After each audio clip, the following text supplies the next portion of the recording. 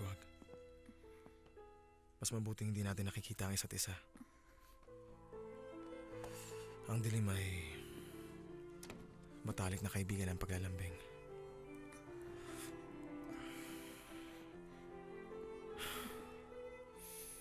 Alam mo ba na ang papa ang gumawa nitong bahay? Marami itong kwarto dahil, syempre, gusto niya talaga ng maraming anak. Sa kamalasan, ako lang ang naging anak niya at namatay ang aking ina sa panganganak. Ikinalulungkot ko. Pero nung bata pa ako, masayahin talaga ako. At salamat dumating si Victoria. Si Bruno lang talaga naging problema ko.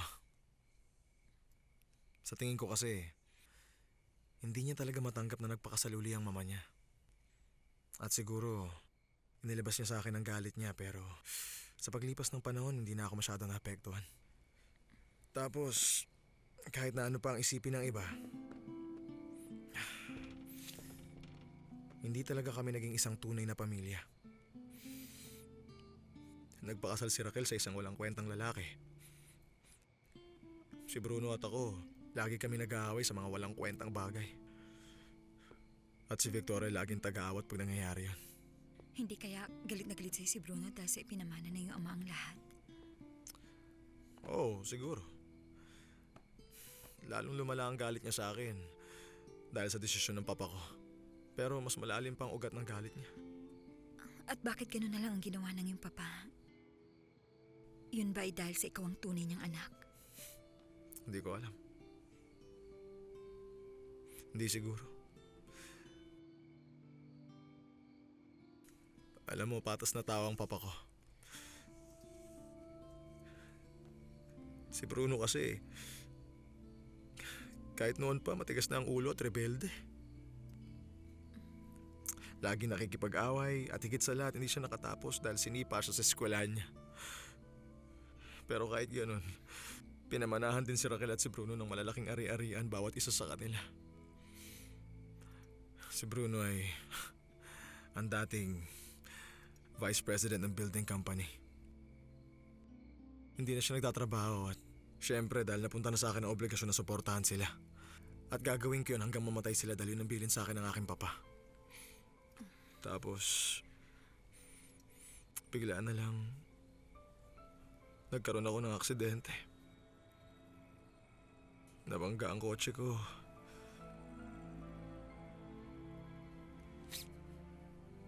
At milagrong nakaligtas ako. At nagising na lang ako nakasal na. Sa isang babaeng katulad mo. Walang espesyal na bagay sa akin. Marami kang mayayaman at eleganteng mga kaibigan. Wala akong pakialam doon. Ang importante sa akin ay kung ano yung nandito. Ikaw. Ngayon balikan natin yung unang tanong ko. Ano ba ako talaga sa'yo? Dahil kasi nag-umpisa na ako mahulog sa'yo. Maaaring kahibangan ang sabihin sa'yo pero yun ang katotohanan. Alejandro. Yung totoo pakiusap. Yung totoo, Maria Jose.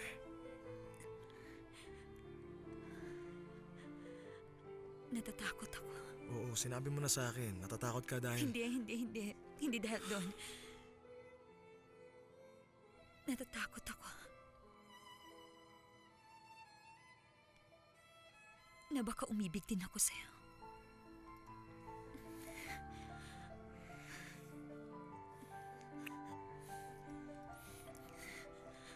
Bakit di na lang natin hayaang mangyari? Wala nang masasarap pa sa pag-iibigan.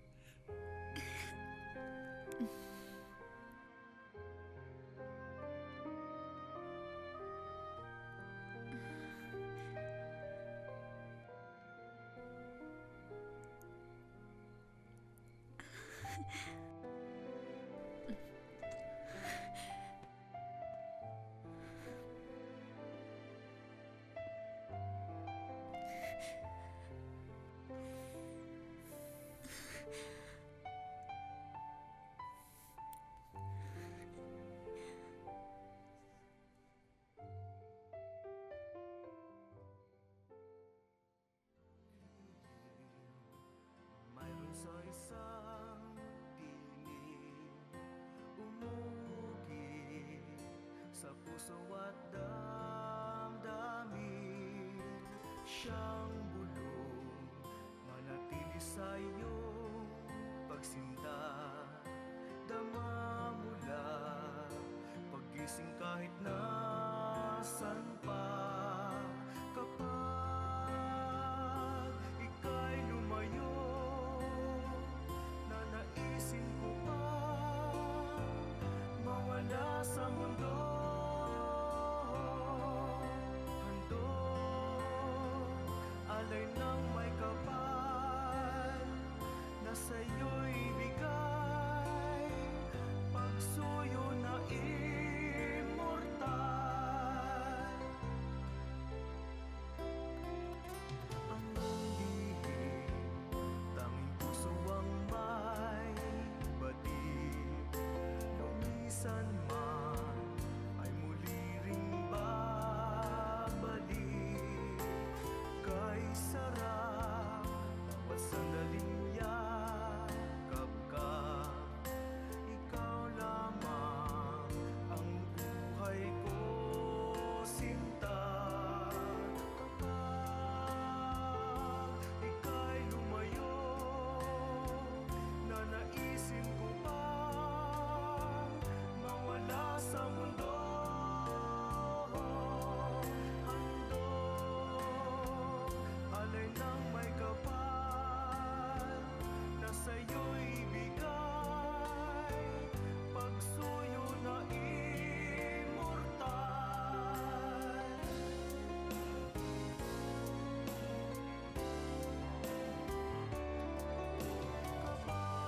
Kapag ika'y lumayo, nanaisin ko pa mawala sa mundo. Handog,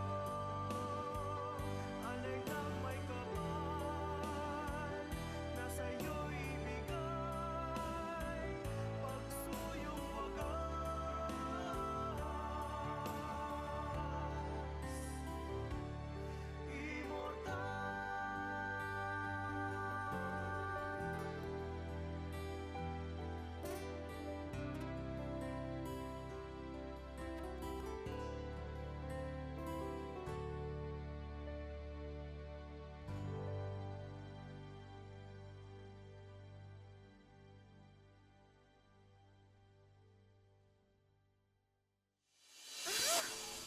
Magandang umaga. Ipinadala po ni Senyorito Alejandro. Tutuloy na po ako. Sige, tuloy ka.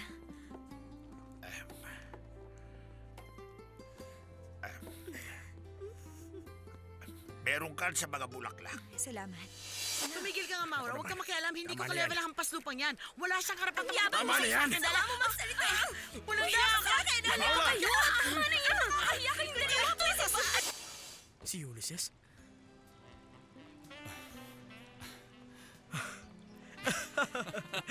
Ulysses! Kuya, Kailan ka dumating? ngayon lang. Hindi ako makapaniwala, gumagwapo ka. Siyempre naman.